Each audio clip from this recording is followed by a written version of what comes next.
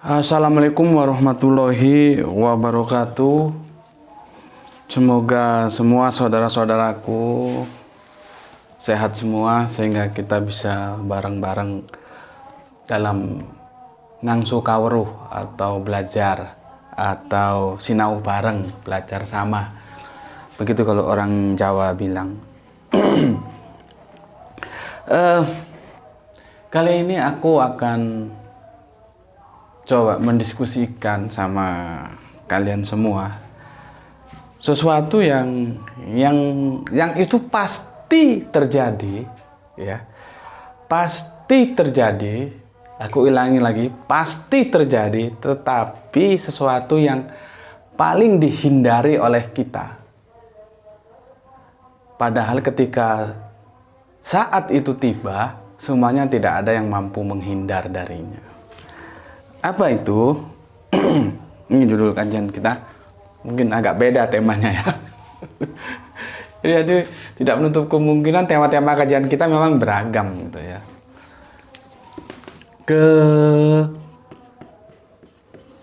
Kematian. Nih topik kita ya. Kematian. Ini aku tadi tuh nggak sengaja baca berita itu,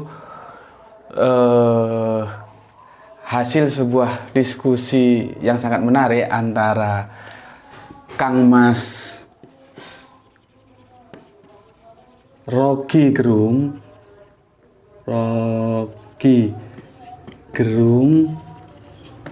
dan Kang Mas UAS. Mereka diskusi tentang kematian. Nah, aku hanya ingin hadir sebagai yang meresensi saja lah. Resensi by Gus Betik.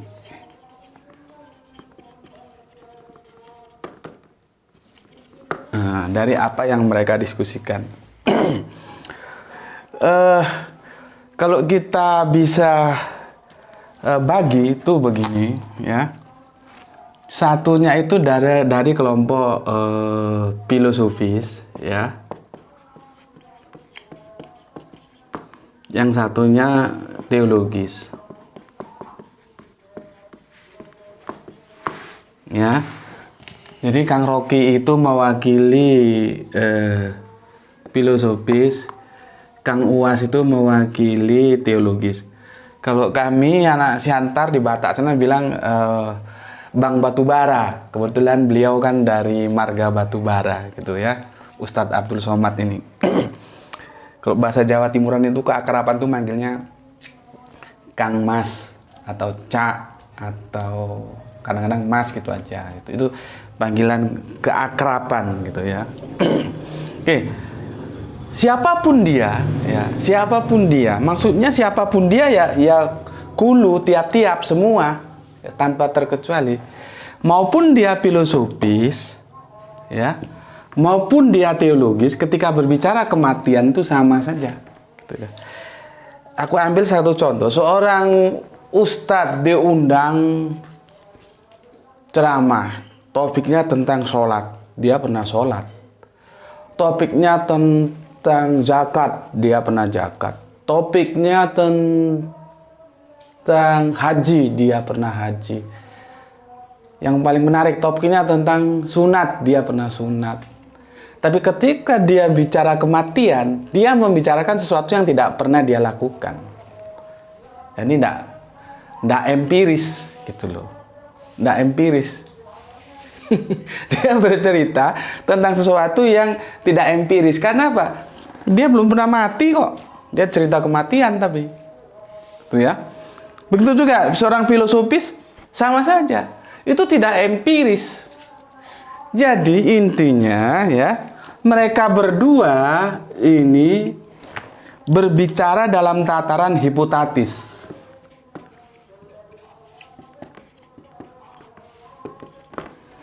Kalau Kang Rocky bilang itu fiction, ya, waktunya belum tiba, kita belum sampai ke sana, ya. Tetapi kan kematian itu sesuatu yang pasti, gitu loh.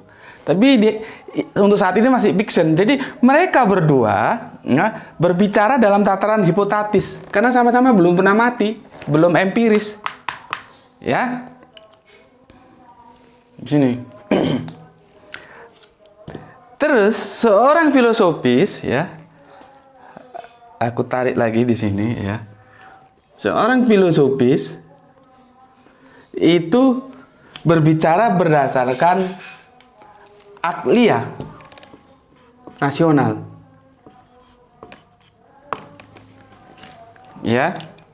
Sedangkan seorang teologis itu berdasarkan nakli.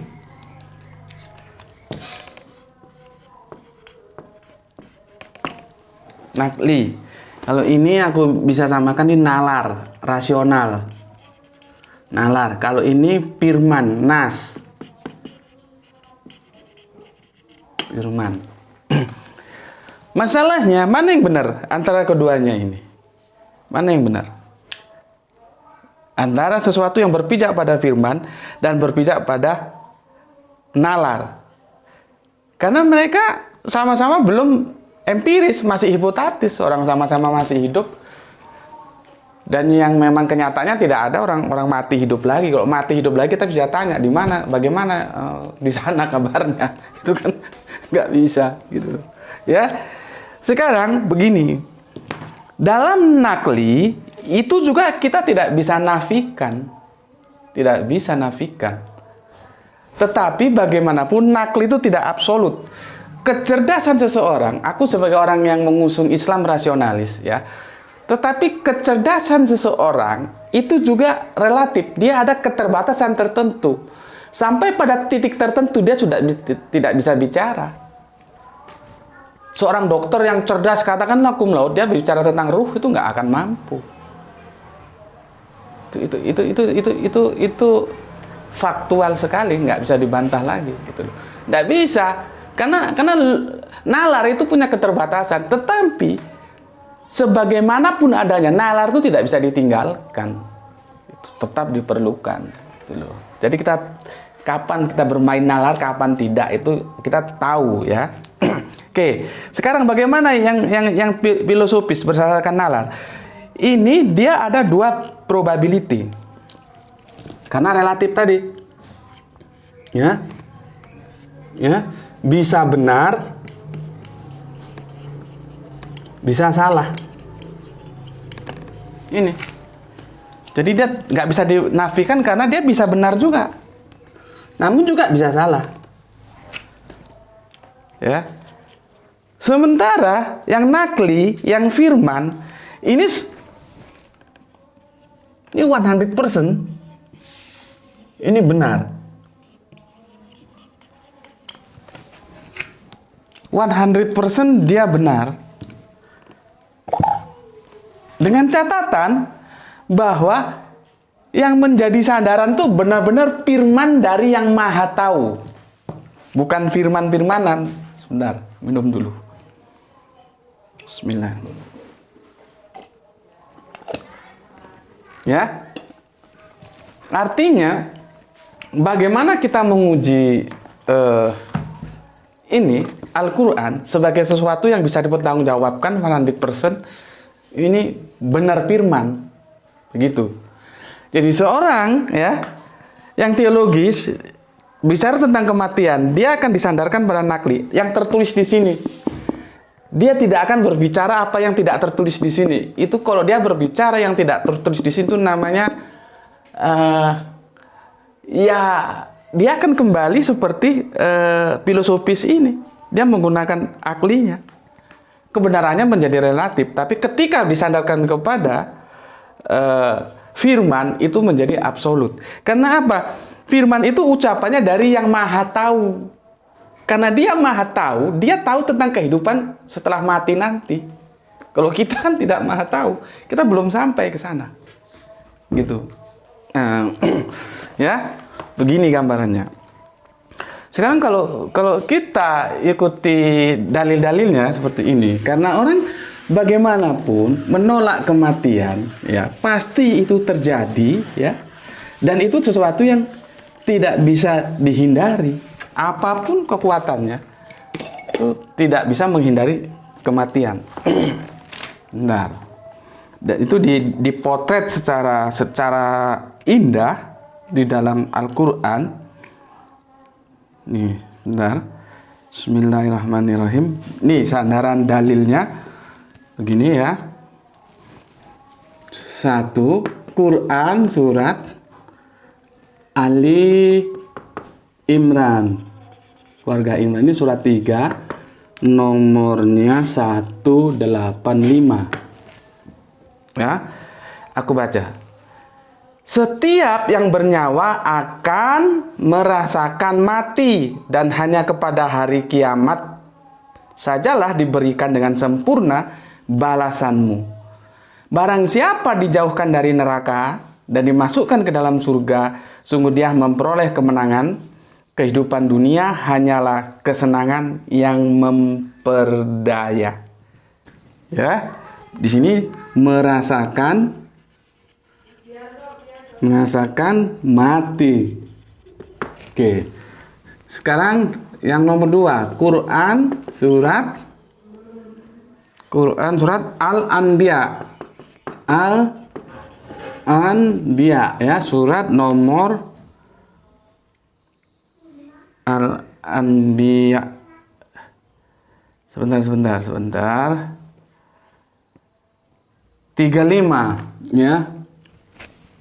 Al-Anbiya 35.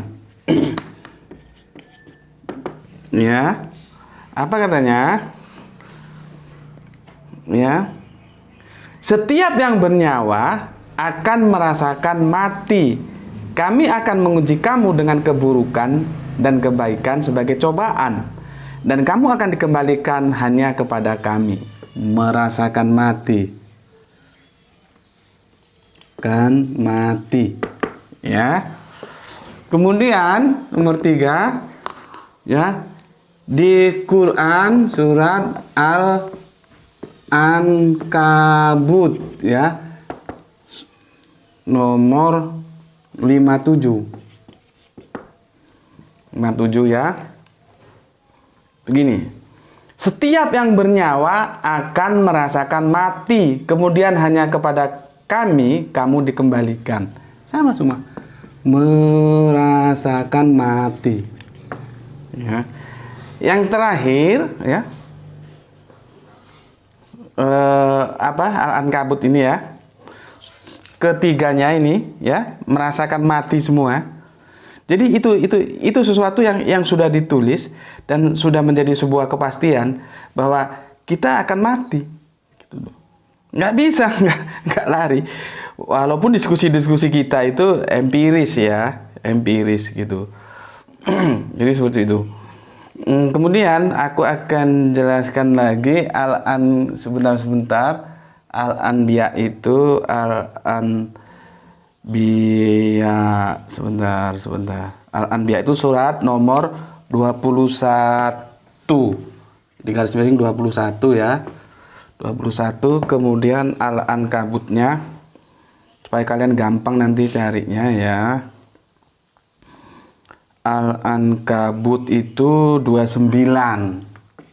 Ya.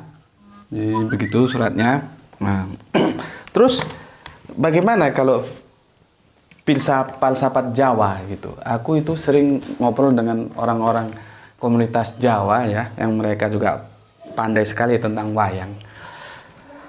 Kalau Jawa itu bilang begini,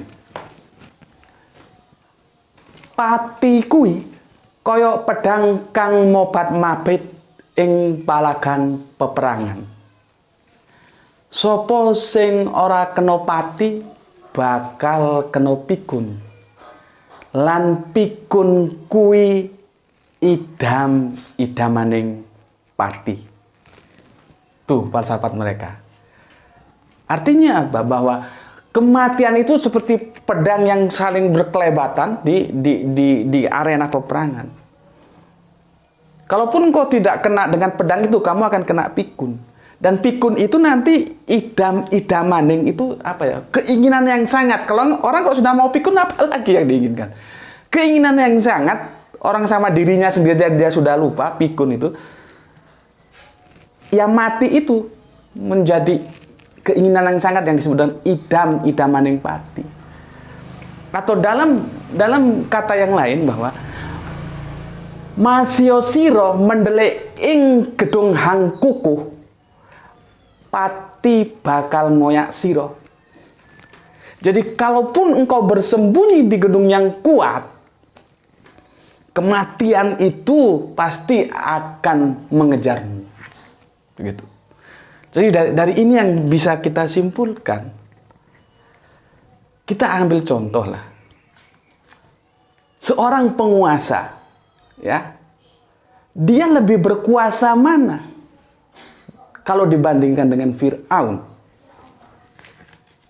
Toh Fir'aun mati juga.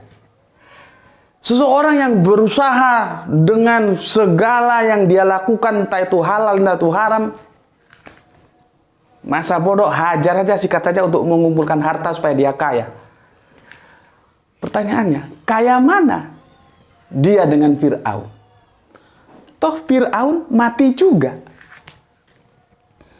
Jadi inti dari sebuah kematian itu, dari filosofis dan teologis yang dibicarakan oleh orang-orang yang kompeten sekali pada bidangnya masing-masing, ya, yang kita sangat tertarik terhadap pemikiran-pemikiran mereka adalah sebetulnya bukan matinya itu bagaimana, tapi bekal apa yang mau kita bawa mati. Sebetulnya di situ.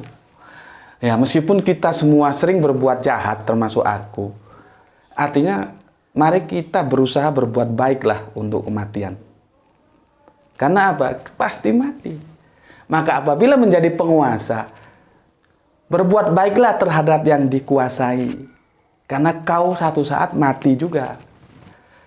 Bagi yang ingin harta, dapatkanlah harta itu tanpa merampas yang bukan hakmu. Karena apa? Satu saat kau mati juga.